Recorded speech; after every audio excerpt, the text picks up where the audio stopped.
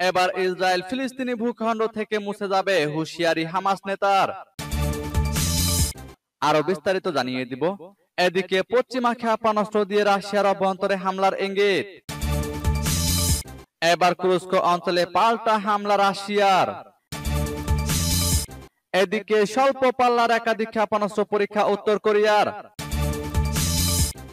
আরো জানিয়ে দিব, এবার সবচেয়ে বড় নৌ মহড়া শুরু রাশিয়ার, অংশ নিচ্ছে চীন। এদিকে জিম্মি ছাড়াতে হামাসকে নতুন শর্ত দিল ইসরায়েল। আবারও গাজায় বিমান হামলায় 6 জন জাতিসংঘ কর্মী নিহত। এবং সর্বশেষে জানিয়ে দিব, এদিকে পশ্চিমা বিধিনিষেধের জবাবে এবার কড়া পদক্ষেপ নিচ্ছেন পুতিন। শুনছিলেন সংবাদ শিরোনাম, এখন বিস্তারিত। তবে তার আগে অনুরোধ থাকবে, এই ভিডিওতে একটি লাইক দিন এবং কমেন্টস করে জানিয়ে দিন আপনি কোন জেলা থেকে বা কোথায় থেকে আমাদের সাথে যুক্ত রয়েছেন। এবং সংবাদের সর্বশেষ গুরুত্বপূর্ণ আপডেট পেতে চ্যানেলটি সাবস্ক্রাইব করে আমাদের সঙ্গেই থাকুন। এবার ইসরায়েল ফিলিস্তিনি ভূখণ্ড থেকে মুছে যাবে, হুঁশিয়ারি হামাস নেতার।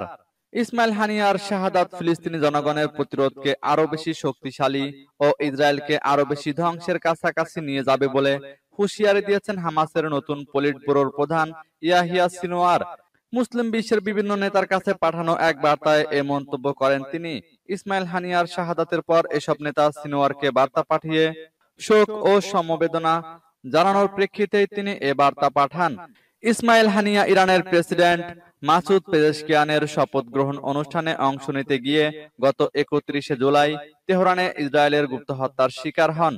ফিলিস্তিনের স্বাধীনতাকামী সংগঠনটির বর্তমান প্রধান তার বার্তায় আরো বলেন, এই তাজা রক্ত ও শহীদদের বরকতময় কাফেলা নাতশিবাদী ইসরায়েলের মোকাবেলায় আমাদের দৃঢ়তা ও শক্তি বৃদ্ধি করবে। একই সঙ্গে পরিণতিতে এ দখলদার শক্তি ফিলিস্তিন ভূমি থেকে বিতাড়িত হবে ও মুছে যাবে। আর সেই বিজয়ের মাধ্যমে আমরা আল কুদসকে রাজধানী করে একটি স্বাধীন ও সার্বভৌম ফিলিস্তিনি রাষ্ট্র প্রতিষ্ঠা করতে সক্ষম হব, বলেন ইয়াহিয়া সিনওয়ার। তিনি বলেন, ইসমাইল হানিয়ার শাহাদাত প্রমাণ করেছে যে আমাদের নেতা ও যোদ্ধাদের রক্ত সাধারণ ফিলিস্তিনি জনগণের রক্তের চেয়ে মোটেও দামি নয়। এদিকে পশ্চিমা ক্ষেপণাস্ত্র দিয়ে রাশিয়ার অভ্যন্তরে হামলার ইঙ্গিত। গত মাসের শুরুর দিকে ইউক্রেনের সেনারা রাশিয়ার সীমান্তবর্তী কুরস্ক অঞ্চলে স্থল অভিযান শুরু করেছিল। এবার রাশিয়া সেখানে বড় ধরনের পাল্টা আক্রমণ চালিয়েছে। রুশপন্থী ব্লগার এবং একজন উচ্চপদস্থ রুশ কমান্ডার এই খবর নিশ্চিত করেছেন। ইউক্রেনপন্থী পর্যবেক্ষকদের মতে কুরস্ক অঞ্চলে দখলকৃত এলাকাগুলোতে ব্যাপক সংঘর্ষ চলছে। রুশ সেনারা কিছু এলাকায় ইউক্রেনের বাহিনীকে পিছু হটিয়ে বেশ কয়েকটি গ্রাম পুনরুদ্ধার করেছে বলে ধারণা করা হচ্ছে। বিশেষ করে সিনাগোস্টের দক্ষিণে মালায়া লোকনয়া নদীর পূর্ব দিকে ইউক্রেনের সেনাদের প্রতিরোধ দুর্বল হয়ে পড়েছে। রাশিয়ার প্রতিরক্ষা মন্ত্রণালয়ের দাবি, তারা এই অঞ্চলের কয়েকটি গ্রামে ইউক্রেনের বাহিনীকে পরাজিত করেছে। তবে এসব তথ্য স্বাধীনভাবে যাচাই করা সম্ভব হয়নি, আর ইউক্রেন এ বিষয়ে কোনো আনুষ্ঠানিক প্রতিক্রিয়া জানায়নি। অন্যদিকে ইউক্রেনের বিমান বাহিনী টেলিগ্রামে প্রকাশিত এক বিবৃতিতে জানিয়েছে, বুধবার রাতে রাশিয়া থেকে ছোড়া 64টি ড্রোনের মধ্যে 44টি সফলভাবে ভূপাতিত করা হয়েছে। একই সময় রাশিয়া 5টি ক্ষেপণাস্ত্র ছুড়েছে বলে উল্লেখ করা হয়েছে। এবার কুরস্ক অঞ্চলে পাল্টা হামলা রাশিয়ার। গত মাসের শুরুর দিকে সীমান্তবর্তী রাশিয়ার কুরস্ক অঞ্চলে স্থল অভিযান শুরু করেছিল ইউক্রেন। সম্প্রতি সেখানে বড় ধরনের পাল্টা অভিযান শুরু করেছে রাশিয়া। ইউক্রেনপন্থী পর্যবেক্ষকরা জানান, রাশিয়ার কুরস্ক অঞ্চলের অধিকৃত অঞ্চলে ব্যাপক লড়াই চলছে। রুশ সেনারা ইউক্রেনের সেনাদের হাত থেকে সম্ভবত কিছু গ্রামও পুনরুদ্ধার করেছেন। রাশিয়ার সেনারা সিনাগোস্টের দক্ষিণে মালায়া লোকনয়া নদীর পূর্ব দিকে ইউক্রেনের সেনাদের পিছু হটাতে বাধ্য করেছেন। রাশিয়ার প্রতিরক্ষা মন্ত্রণালয়ের দাবি, কয়েকটি গ্রামে তারা ইউক্রেনের সেনাদের পরাজিত করেছেন। বৃহস্পতিবার মেসেজিং অ্যাপ টেলিগ্রামে ইউক্রেনের বিমান বাহিনী এক বিবৃতিতে জানায়, বুধবার দিবাগত রাতে তারা রাশিয়ার ছোড়া 64টি ড্রোনের 44টি ভূপাতিত করেছে। একই সময় রুশ বাহিনী 5টি ক্ষেপণাস্ত্র ছুড়েছে বলেও উল্লেখ করা হয়েছে বিবৃতিতে। The institute for the study of war জানায়, এই মুহূর্তে রাশিয়ার পাল্টা হামলা নিয়ে কোনো উপসংহার টানা যথাযথ হবে না। থিঙ্ক ট্যাঙ্কটির প্রতিবেদনে বলা হয়, রুশ সেনারা কুরস্ক অঞ্চলে পাল্টা হামলা শুরু করেছে। উত্তর পূর্ব ও কুরনেভোর দক্ষিণে 10 ও 11 সেপ্টেম্বর বেশ কিছু গ্রাম দখল করে নিয়েছে। এদিকে স্বল্প পাল্লার একাধিক ক্ষেপণাস্ত্র পরীক্ষা উত্তর কোরিয়ার। আবারও ক্ষেপণাস্ত্র পরীক্ষা চালালো উত্তর কোরিয়া। এবার কয়েকটি স্বল্প পাল্লার ব্যালিস্টিক ক্ষেপণাস্ত্র চালিয়েছে দেশটির সামরিক বাহিনী। প্রতিবেশী জাপান ও দক্ষিণ কোরিয়া এ তথ্য নিশ্চিত করেছে। আল জাজিরার খবরে বলা হয়, দক্ষিণ কোরিয়া দাবি করেছে বৃহস্পতিবার সকাল 7টার দিকে বেশ কয়েকটি স্বল্প পাল্লার আন্তঃমহাদেশীয় ব্যালিস্টিক ক্ষেপণাস্ত্র ছোড়া হয়। চলতি সপ্তাহে শত্রু দেশগুলোর সাথে যুদ্ধের জন্য নিজেদের পারমাণবিক শক্তি পুরোপুরি প্রস্তুত রাখার প্রতিশ্রুতি দেন উত্তর কোরিয়ার নেতা কিম জং উন। তার এই প্রতিশ্রুতির কয়েকদিন পরই ক্ষেপণাস্ত্র উৎক্ষেপণ করা হলো। দক্ষিণ কোরিয়ার জয়েন্ট চিফ অব স্টাফ বলেছেন, তারা উত্তর কোরিয়ার রাজধানী পিয়ংইয়ং থেকে উৎক্ষেপণ করা ক্ষেপণাস্ত্রগুলো শনাক্ত করেছে। উৎক্ষেপণের পর সেগুলো 360 কিলোমিটার উড়ে গিয়ে কোরীয় উপদ্বীপ ও জাপানের মধ্যবর্তী জলসীমায় গিয়ে পড়ে। পিয়ংইয়ং এর এই ক্ষেপণাস্ত্র পরীক্ষাকে উস্কানিমূলক বলে আখ্যা দিয়েছে জাপান। দেশটির দাবি, রাশিয়ার বিশেষজ্ঞদের সাথে নিয়ে এই পরীক্ষা চালানো হয়ে থাকতে পারে। এবার সবচেয়ে বড় নৌমহড়া শুরু, রাশিয়ার অংশ নিচ্ছে চীনও। আধুনিক ইতিহাসের সবচেয়ে বড় নৌমহড়া শুরু করেছে রাশিয়া। গত মঙ্গলবার এই মহড়া শুরু হয়েছে। ওশান 2024 নামের এই মহড়াটি প্রশান্ত মহাসাগরীয় ও আর্কটিক মহাসাগরের পাশাপাশি ভূমধ্যসাগর, কাস্পিয়ান এবং বাল্টিক সাগরে একযোগে চলবে এবং এতে কিছু চীনা যুদ্ধ জাহাজও অংশ নেবে বলে ধারণা করা হচ্ছে। পুতিন এক ভিডিও লিংকের মাধ্যমে মহড়ার উদ্বোধনে যোগ দিয়ে বলেন, এ মহড়ার উদ্দেশ্য হলো দেশের নৌ এবং বিমান বাহিনী যুদ্ধ প্রস্তুতির মূল্যায়ন করা, পাশাপাশি তাদের আন্তঃকার্যক্ষমতা পরীক্ষা করা। মহড়ায় রাশিয়ার 400টিরও বেশি যুদ্ধ জাহাজ ও সাবমেরিনের পাশাপাশি সহায়ক জাহাজ, প্রায় 120টি বিমান এবং 90,000-এর বেশি কর্মী জড়িত। মহড়ার উদ্বোধনী অনুষ্ঠানে উপস্থিত ছিলেন প্রতিরক্ষা মন্ত্রী আন্দ্রে ভেলোসভ। মহড়া সম্পর্কে পুতিন বলেন, এতে উচ্চ নির্ভুল অস্ত্রের ব্যবহার করা হবে।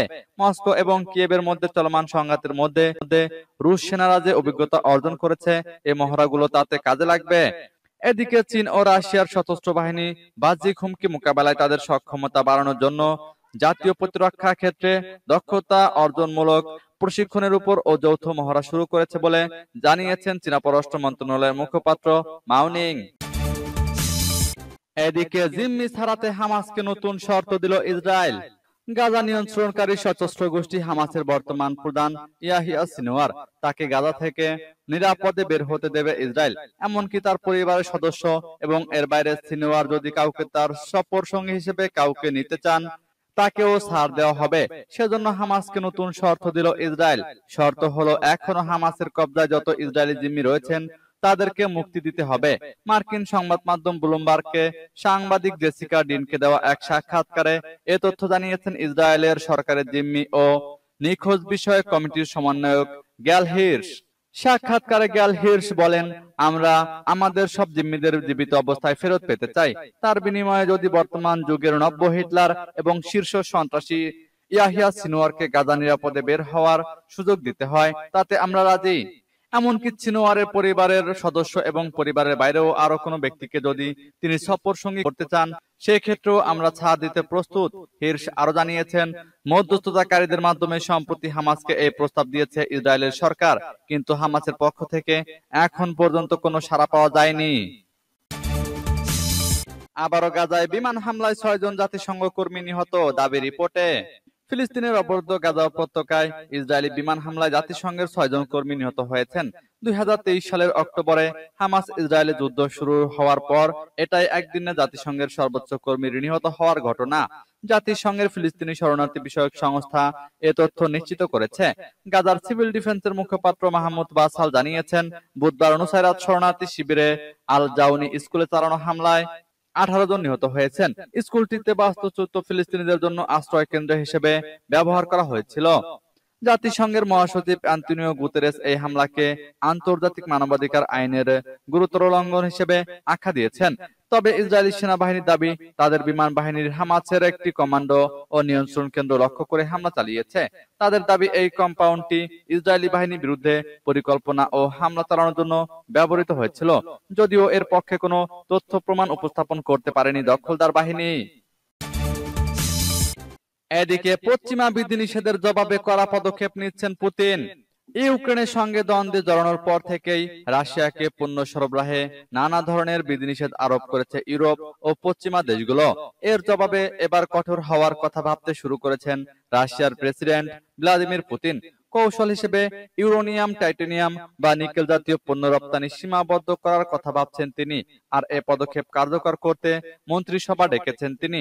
বিদেশে পণ্য বাজারজাত করার ক্ষেত্রে পুতিনের ভাবনা, সরকারের উচিত বিদেশি বাজারে সরবরাহের উপর কিছু বিধিনিষেধ সম্পর্কে চিন্তা করা।